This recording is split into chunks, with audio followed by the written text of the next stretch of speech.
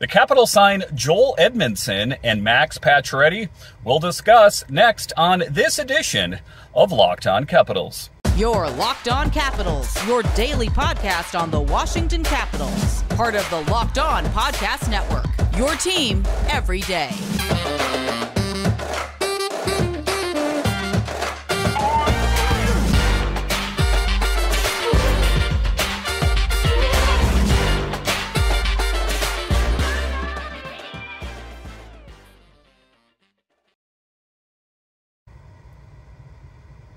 Well, hello and welcome in to this edition of Locked On Capitals.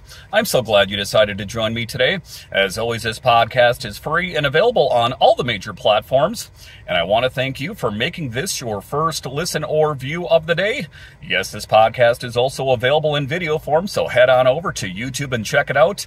My name is Dan Holme. You can find me on Twitter. It's at DanCaps218. You can find the show on Twitter. It's at Locked On Cap. So welcome in to this bonus edition of Locked On Capitals. You'll have to forgive me. I'm not coming to you from my normal studio, but I thought I'd check in with you guys real quick, just kind of summarizing what the Capitals did on free agency. The two moves that took place were Max Pacioretty. 6 times he has scored 30 goals. The downside of it is that the last 2 seasons he's missed a significant amount of time due to an Achilles tear. I guess, you know, the big thing just from watching free agency is there were not a lot of options. There weren't a lot of big moves. Max Pacioretty comes to this team because this team was looking for goal scoring. Let's face it, last year, Alex Ovechkin carried the bulk of the mail when it came to scoring goals, so I think that ultimately that is what they're hoping for. So he signed a $2 million deal. He gets an additional $2 million if certain incentives are met. So, you know, kind of the pressure is on Max Pacioretty to make those landmarks if he wants to get paid.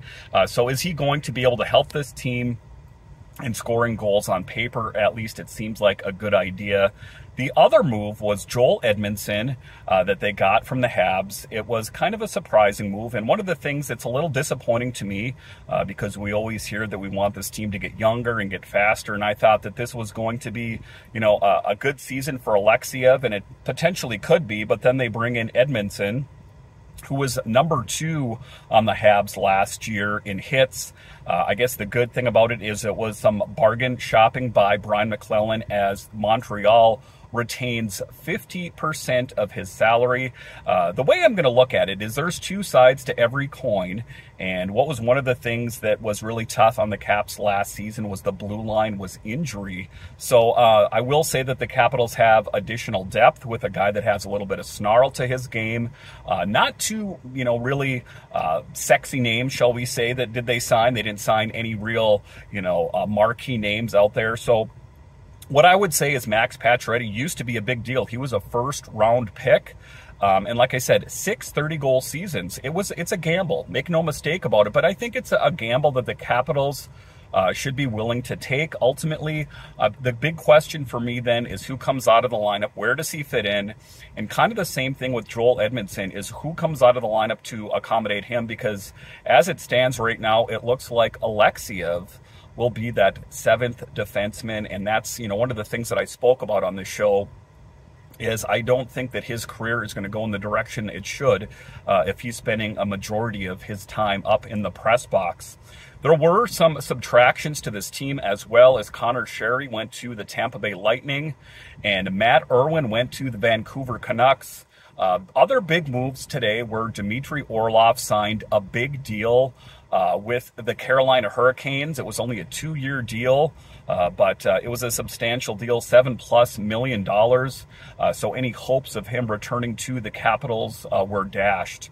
I listened to all of free agency, and there weren't a lot of big moves. Some kind of interesting moves out there, shall we say. Gudas went out to Anaheim.